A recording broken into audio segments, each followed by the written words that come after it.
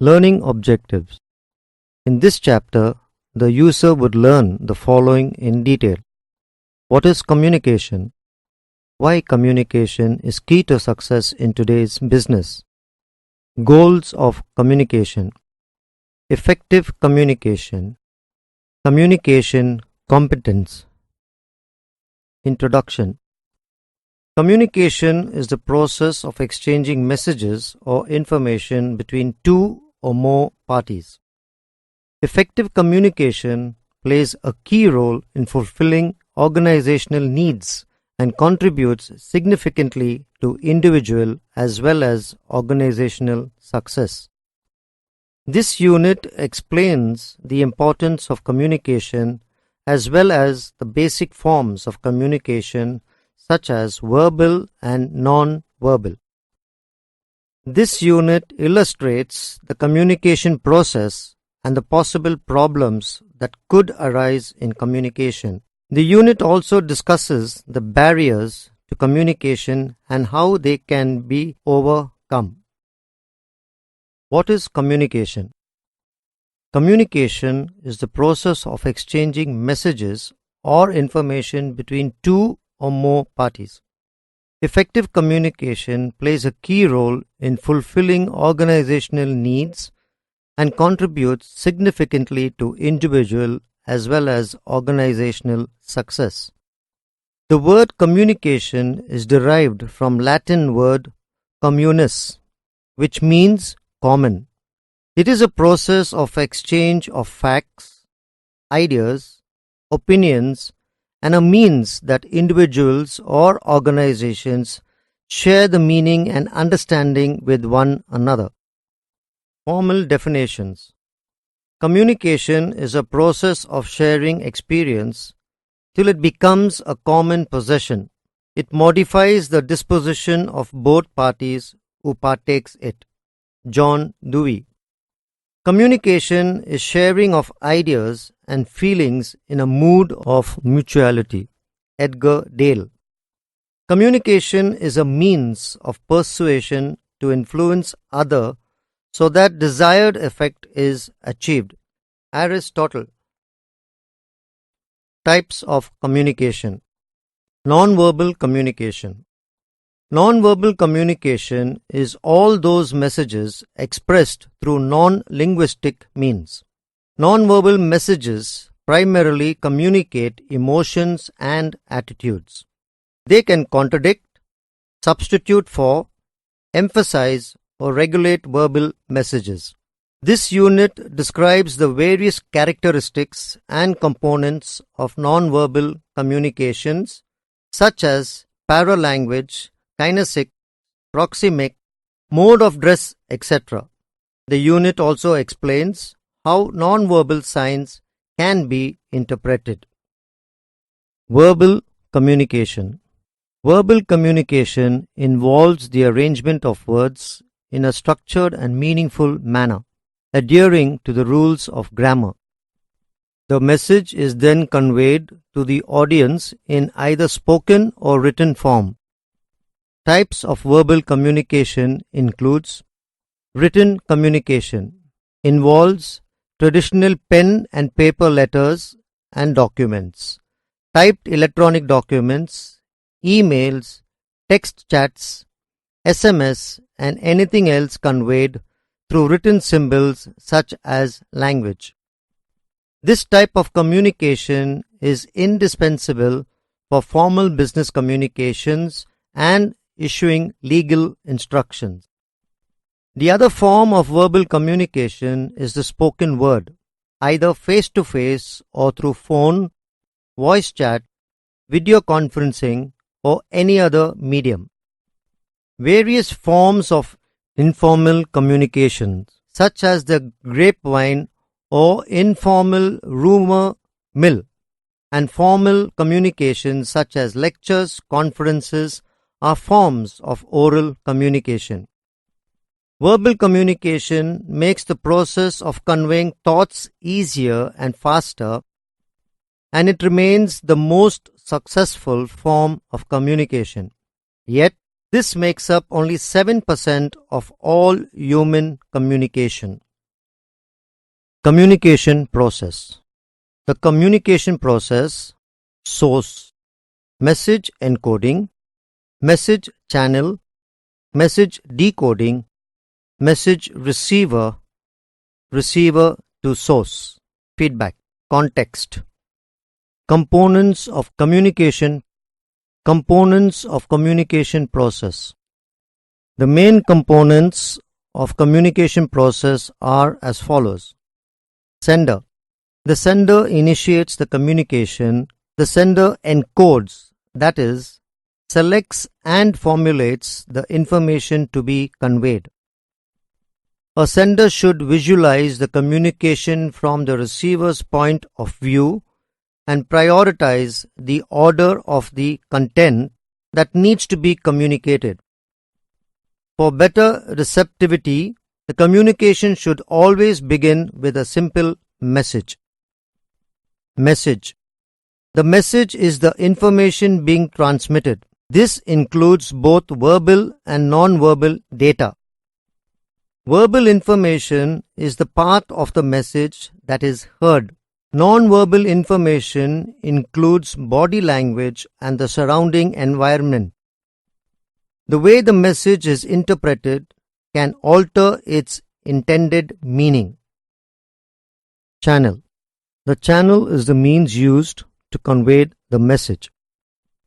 The channel and the medium of communication have to be selected to physically transmit a message. Various communication channels used are non-verbal, spoken or written. The medium could be telephone, computer, fax, letter, memo, report, face-to-face, etc. When choosing a specific channel or medium, it is important to be aware of the internal communication network within which the message is to be conveyed. Organizational information flows in 4 ways through the internal communication network. Downward, superior to subordinate. Upward, subordinate to superior. Lateral or horizontal, between employees at the same hierarchical level. And informal, the grapevine. Receiver. The receiver is the individual to whom the message is directed. The extent to which the receiver comprehends the message will depend on a number of factors, including the individual's knowledge of the topic, his or her receptivity to the message, the relationship and trust that exists between the sender and the receiver, and the receiver's understanding and perception of the information being conveyed.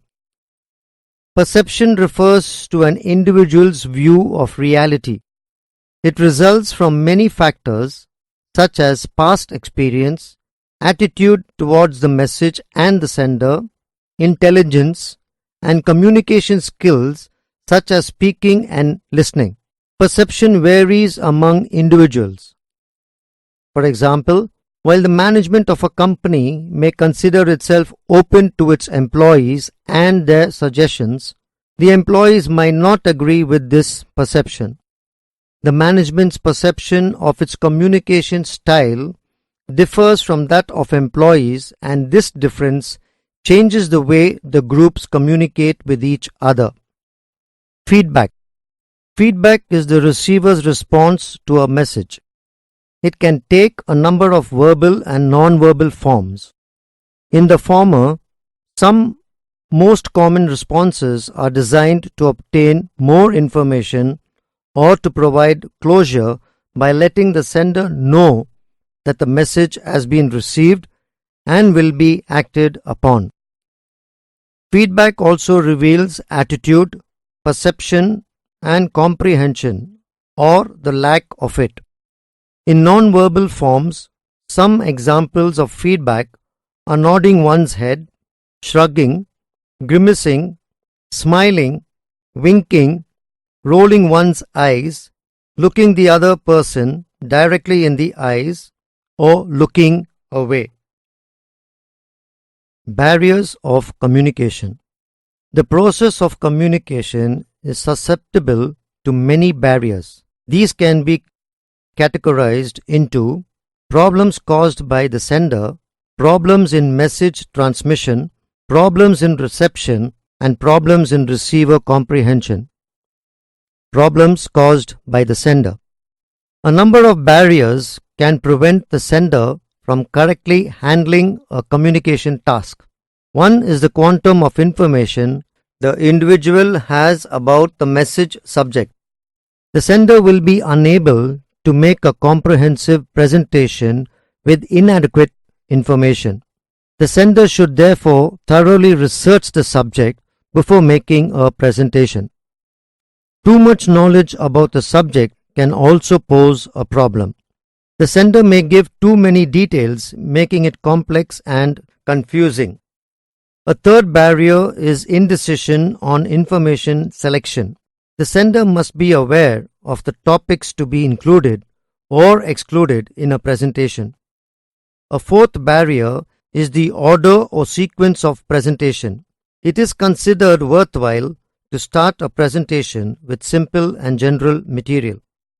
A fifth barrier is lack of familiarity with the audience.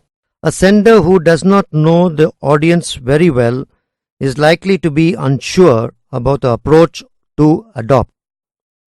Presentations to be made to a knowledgeable audience should start with the core of the subject, unlike presentations for a not so knowledgeable audience, which should ideally begin with a general discussion for laying the ground. A sixth barrier is lack of experience in speaking or writing. When senders have limited education or training in communication, they often have difficulty expression. Problems in message transmission. Communication can also break down because of transmission problems. One major difficulty is the number of transmission links. When a verbal message is transmitted through 3 or 4 different people before reaching its final destination, the message will most likely be altered or changed in the process. This distortion occurs often in upward and downward communication. Another major problem is the transmission of unclear or conflicting messages. When a message contains 2 conflicting parts, the receiver will have trouble dealing with it. Problems in reception. Sometimes there are communication problems because of hassles in reception. Noise refers to factors that interfere with the exchange of messages. Physical noise refers to external sounds that distract communicators. Other types of external noise do not involve sound. Examples of such distractions are an overcrowded room or a smelly cigar. These can disrupt concentration. Physiological noise refers to hearing disorders that make it difficult to receive messages. The third type of interference is psychological noise, consisting of forces within the receiver that interfere with understanding. Egotism, defensiveness, hostility, preoccupation, fear. All these constitute psychological noise. Problems in receiver comprehension. Sometimes the receiver will have a problem comprehending the message. One common reason is that he or she might not understand the technical words being used. Another reason is the involvement of personal interest that are not common to the sender and the receiver. Communication competence.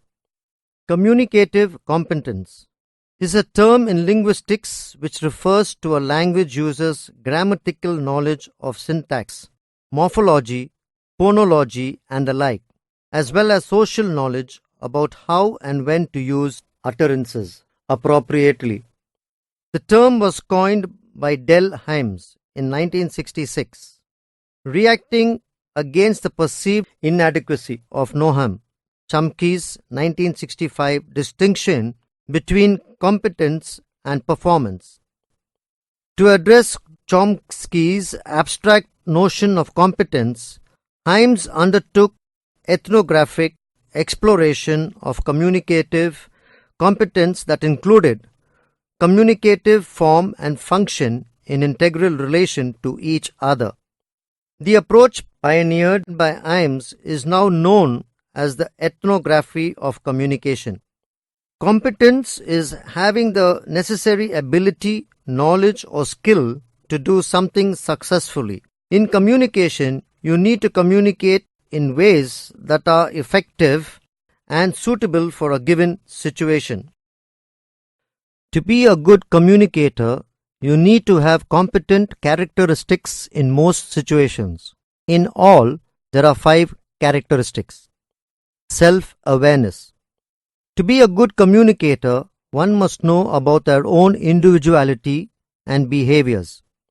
When you know about yourself and how it affects others, you are able to see how your behavior either fits or doesn't fit in a certain social setting and situation. To have a high level of emotional intelligence allows you to understand people's social behaviors and emotions precisely. Adaptability. Ever feel like a conversation is going wrong because the other person is mentioning something that makes you think, "You, or why are you telling me this?" I have several times. The individual that told you think didn't adapt to the situation when they saw you look away. That individual didn't know how to adapt to a certain situation or social setting. To deliver a good joke, speech, or story, you have to be aware of your audience and adapt your behavior to your audience. You must know what will be appropriate and effective in a given social setting. Empathy. The ability to understand and share the feelings of another is called empathy. People don't think and feel like you may during a similar situation. There are even people out in this vast world that don't even have empathy. They are egocentric, self-centered, selfish individuals that don't look at others' perspectives before they communicate. It's important to know how others are feeling and thinking to correctly adapt to a certain situation. Cognitive complexity. Here's the definition from my pal, Corey Floyd. The ability to understand a given situation in multiple ways. To understand situations in different perspectives helps you to choose what is going on in that situation. Behaviors and body language don't always mean what we like to think they mean. If someone, say a friend, doesn't notice you right away at school, or say someone that always talks to you didn't this time around, it doesn't mean that they are mad at you or they want to ignore you. They may have something else on their mind and in deep thought. Always consider different explanations for that person's behavior. Ethics. The last competent characteristic is ethics. Ethics is moral principles or a set of ideas about what is right and what is wrong. To become aware of your own ethical beliefs and to be aware of others' ethical beliefs will allow you to see a person's perspective besides your own. Write it down. In this high-tech, fast-paced world, it's easy to overlook the value of writing down thoughts, intentions, and even visions. Doing so, however, is a basic business strategy that enables clarity and purposes. What's more, the process of writing a business plan can be more important than the actual document. One great way to see just how effective writing it down can be is to always have 3 updated, clear drafted documents: a vision statement, a value statement, and a business plan. In fact, the document drafting process naturally produces common understanding, consensus, alignment, and buy-in. It also promotes clear communication within your management team while empowering your people and grooming them for future leadership. Why is this so crucial to a business success? Mission statements define who you are and where you're going. Value statements are your compass, the needle keeping you firmly on course. And your business plan is the rudder steering your ship. For example, think about Thomas Jefferson and the other framers of the Declaration of Independence and the US Constitution. They drafted documents that not only defined America and its mission, but also laid the foundation of ideals, principles, values, and laws on which the nation operates to this day. And guess what? They didn't just sit down one day and dictate it to a secretary. They worked the language and polished every word over and over, and they used the process itself to promote alignment, consensus, and collective buy-in. With words, language, and clear communication, they launched a revolution. What's more, on the shared values of liberty, individual empowerment, and collective prosperity, these visionaries built a nation of unparalleled wealth and economic gain. Communication is the key. The bottom line: clear communication is the most important key to a business leader's success. So to grow as a leader and manager, you must learn how to be an effective, compelling communicator. And if you want your company to succeed, you and your team have to master the art of clear communication together as well. By using these and other strategies, you and your employees can reach new levels of leadership excellence. Effective communication. Communication is about more than just exchanging information. It's about understanding the emotion and intentions behind the information. Effective communication is also a two-way street. It's not only how you convey a message so that it is received and understood by someone in exactly the way you intended. It's also how you listen to gain the full meaning of what's being said and to make the other person feel heard and understood. More than just the words you use, effective communication combines a set of skills including non-verbal communication, engaged listening, managing stress in the moment, the ability to communicate assertively, and the capacity to recognize and understand your own emotions and those of the person you're communicating with. Effective communication is the glue that helps you deepen your connections to others and improve teamwork, decision-making, and problem-solving. It enables you to communicate even negative or difficult messages without creating conflict or destroying trust. Effective communication. Communication is about more than just exchanging information. It's about understanding the emotion and intentions behind the information. Effective communication is also a two-way street. It's not only how you convey a message so that it is received and understood by someone in exactly the way you intended.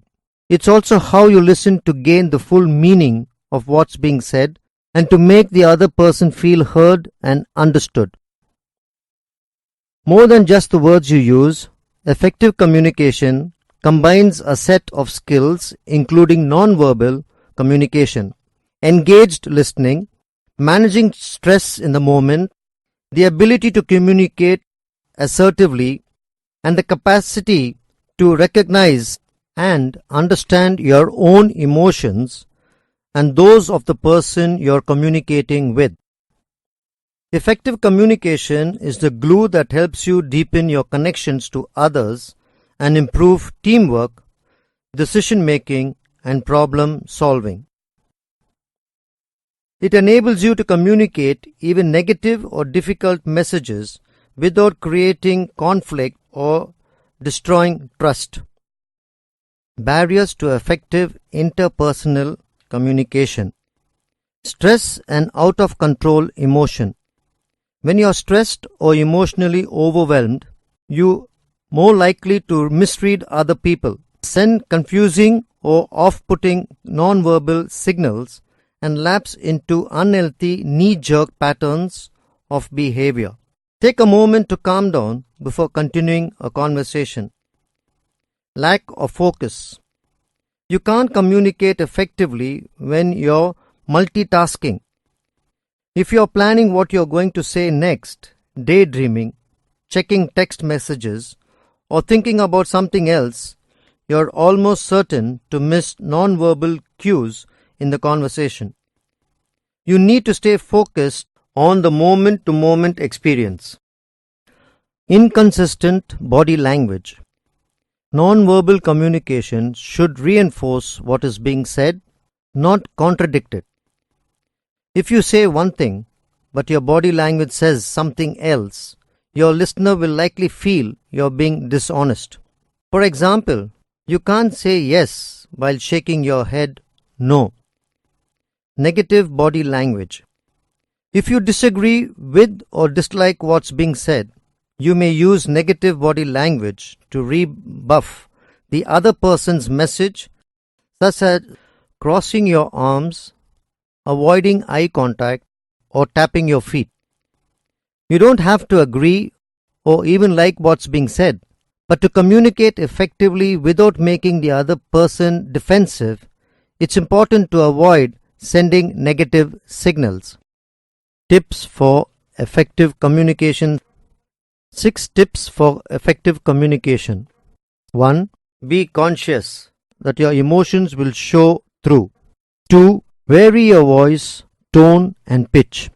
3. If you want people to accept your ideas, share them with enthusiasm. 4. Be aware of your gestures and the impact that they have.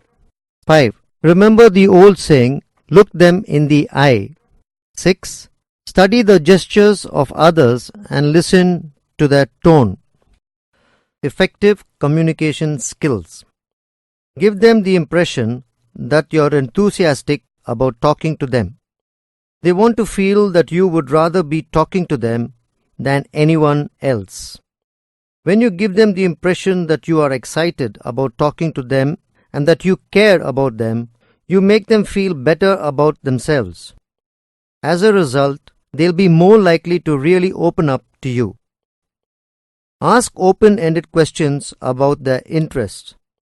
Ask questions that will get them to talk about their interests and their life in a way that provides you with insight into their needs and wants. Adapt to their body language and feelings. Pay special attention to their non-verbal communication. Watch their body language and posture. Also take note of their inflection and word choices. Now, tailor your words, body language and voice tone to match what you have observed. Doing this will help them feel a deep subconscious connection with you. Show them approval. Tell them what you admire about them and why. One of the best ways to instantly connect with people is to be forthright and tell them exactly why you like or admire them. If being too direct isn't appropriate, insinuate with a few indirect statements here and there. Either approach can be equally as effective because everyone responds well to approval.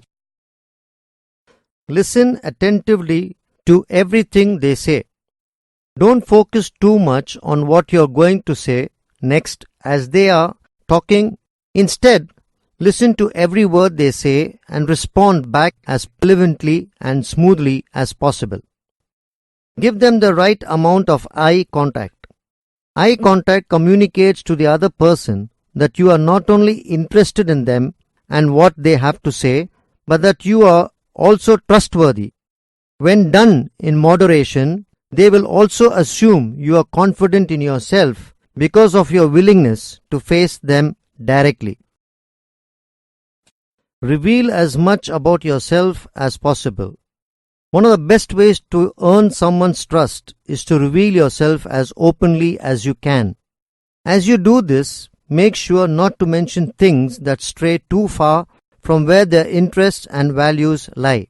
Nothing builds trust like genuine transparency. Give the impression that you are on the same team. Use words like we, us, we're, our, and ourselves to instantly build a bond. When you use those words, you make it seem like you are all on the same team with a common goal or concern. This moves you into their circle while everyone else seems lack your special insight and understanding. Give them your best smile. When you smile at people, you communicate that you like them and their presence brings you happiness. Smiling at them will cause them to subconsciously want to smile back at you, which will instantly build rapport between the two of you. Offer helpful suggestions. Recommend restaurants you have been to, places you have been to, movies you have seen, helpful people they'd like to meet, books you would read, career opportunities, and whatever else you can think of. Describe what was so great about those people, places, and things, and how they might appeal to other person. Give them encouragement. If the person you are dealing with is younger or in a more difficult position than you, they will appreciate any encouragement you can offer. When you help them feel more confident in their own abilities, they will value your input. This helps even out the relationship. Appear to have a slightly higher energy level than the other person. Generally, people want to be around those who lift them up instead of bringing them down. If you indicate with your voice and your body language that you have a slightly higher energy level, they will feel more energized and positive while around you. Don't be so energetic that you put people off, but have enough so that they feel energized after talking with you. Say their name in a way that is pleasing to their ears. A person's name is one of the most emotionally powerful words for them. But how you say it is more important than how often you say it. If you say their name with the right inflection, it can actually convey a lot of positive feeling directly to their nervous system. If their name feels good to them when you say it, they will feel bonded to you on a subconscious level without even knowing why. Offer to take the relationship a step further. There are a number of things you could do to advance your friendship with someone. Offer to eat with them, talk over a cup of tea, see a sports game, have a beer or two with them, etc. Even if people don't take you up on your offers, they will be flattered that you like them enough to want to take the friendship to a deeper level. Goals of communication. The four main goals of communication are to be understood, to be accepted, to get something done, to understand others. To be understood. The primary purpose in communication is to communicate something across to someone else so that he or she knows exactly what you mean. This could be facts, intentions, or even feelings. However, even this simple act may have its problems.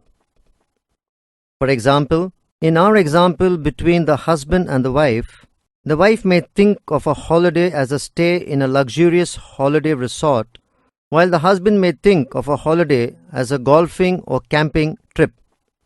Words and ideas which seem so clear by themselves can be understood in many different ways by different people. To be accepted.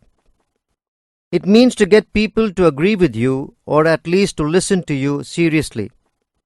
This might surprise some of you, but actually getting your message accepted does not happen as often as you might think. Many things block acceptance. These things may include distrust, lack of empathy, or even an upset state of mind.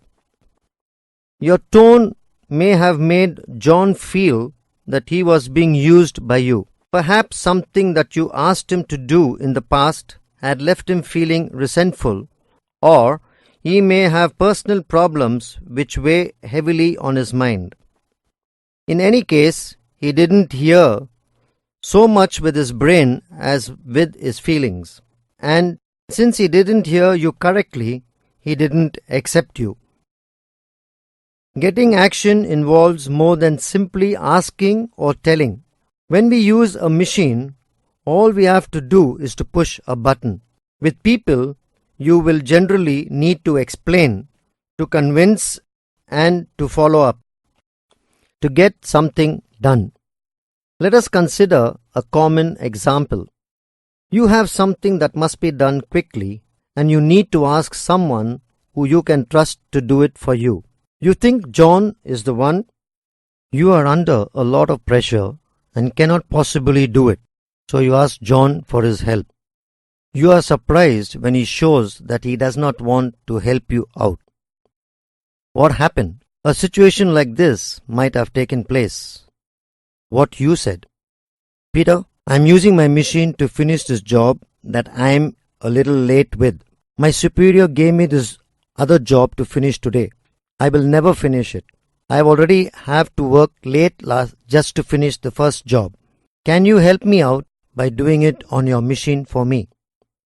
What Peter might have heard: Peter, here is a dirty job that my boss gave me. I don't want to be bothered by it. Your machine can do it. Your plans for the day don't count to me. Just help me out by doing my work for me. Your tone may have made Peter feel that he was being used by you. Perhaps something that you asked him to do in the past had left him feeling resentful, or he may have personal problems which weigh heavily on his mind. In any case, he didn't hear so much with his brain as with his feelings. And since he didn't hear you correctly, he didn't accept you. Getting action involves more than simply asking or telling. When we use a machine, all we have to do is to push a button. With people, you will generally need to explain, to convince, and to follow up. To understand others. Understanding others is an important aspect in successful communication. You can achieve this by being constantly friendly and approachable, offer encouragement, and by studying the other person. If I could sum up all of the above in one sentence, it would be: good communication skills require dedication and effort on your part. Ralph Waldo Emerson once said, "Good manners are made up of petty sacrifices." Well, good communication skills are also made up of petty sacrifices. Take the time and effort to be other-oriented and communicate better today. Why communication is key to success in today's business. Good communication skills are key to success in life, work, and relationships. Without effective communication, a message can turn into error, misunderstanding, frustration, or even disaster by being misinterpreted or poorly delivered. Communication is the process by which we exchange information between individuals or groups of people. It is a process where we try as clearly and accurately as we can to convey our thoughts, intentions, and objectives.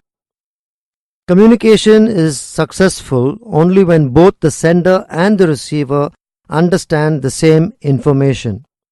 In today's highly informational and technological environment, it has become increasingly important to have good communication skills. While many individuals still continue to struggle, the inability to communicate effectively will hold them back not only in their careers but in social and personal relationships. The steps for acquiring good communication skills. Know what you want to say and why. Understand clearly the purpose and intent of your message. Know to whom you are communicating and why. Consider any barriers you may encounter, such as cultural differences or situational circumstances, gender, age, or economic biases. Ask yourself what outcome you want to achieve and the impression you want to leave. How will you say it?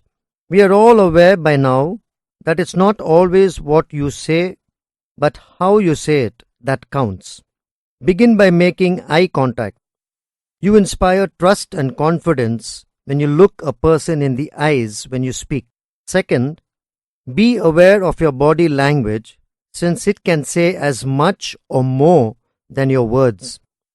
By standing with arms easily at your side, you tell others that you are approachable and open to hearing what they have to say.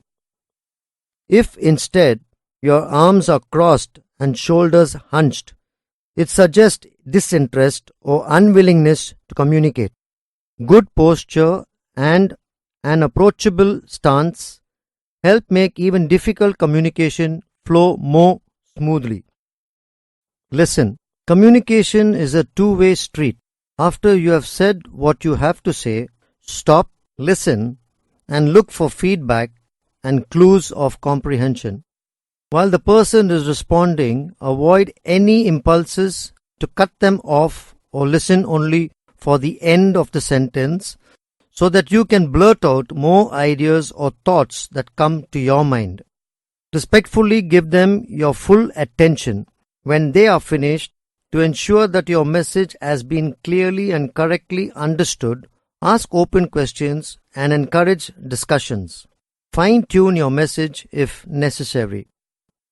Reach understanding, agreement, or consensus. Once you have had the opportunity to discuss your message and the feedback to it, revisit the purpose of the interchange.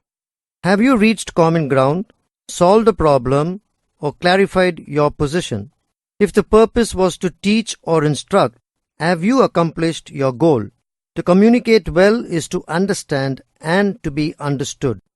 Make sure that your message has been received as intended and that any questions or concerns have been alleviated.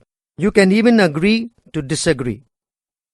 There are no guarantees that your communication efforts will be met with total compliance and agreement. As long as you understand each other, are cordial and respectful, you can still have a successful exchange. Good leaders, good communicators. There's no mystery here. Regardless of whether you're talking about business, politics, sports, or the military, the best leaders are first-rate communicators. Their values are clear and solid, and what they say promotes those values. Their teams admire them and follow their lead. Likewise, if you want your company to reach new benchmarks of achievement, you must master the art of clear communication. So how do you do it? First, you must realize and accept that clear communication is always a two-way process. It's not enough to speak clearly. You have to make sure you're being heard and understood. To facilitate this, use the following two-way communication primer. Prepare how you'll communicate. Clarify the goal of the communication. Plan carefully before sending it or meeting in person. Anticipate the receiver's viewpoint and feelings. Deliver the message. Express your meaning with conviction. Relate the message to your larger goals. Identify the action to be taken. Confirm the other person understands. Receive the message. Keep an open mind. Identify key points in the message. Value constructive feedback and use it to grow. Confirm your understanding. Conclusion. In this chapter, we have covered the following in detail. What is communication? Why communication is key to success in today's business? Goals of communication. Effective communication. Communication competence.